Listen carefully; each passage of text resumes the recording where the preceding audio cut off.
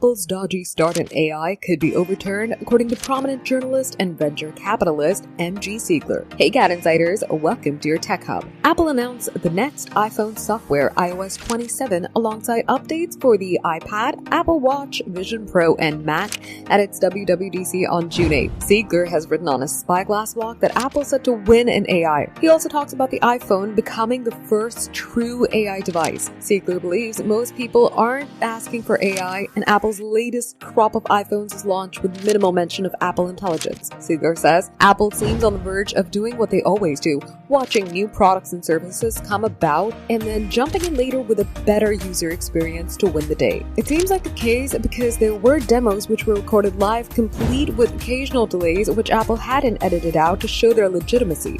And Siegler liked the fact that Siri AI worked vocally. But not everyone is cheering for this. Mark Gurman at Bloomberg said that the new Siri AI was a Me Too product delivering on promises made 2 years ago, but it was just good enough to help ease Apple out of its AI crisis. Meanwhile, Siegler had a different concern. He said the bigger issue may be that Siri AI doesn't fail to launch, but just isn't very good upon launch. After being left for dead in AI, it could soon become a new reason to get an iPhone. The new software goes public this fall. Right now, it's hard to know who's more accurate, Siegler or Gurman, but it's clear that Apple has definitely steered the pot at WWDC. For more updates, subscribe to GadInsider, like and share the video, and don't forget to press the bell icon so you never miss any update.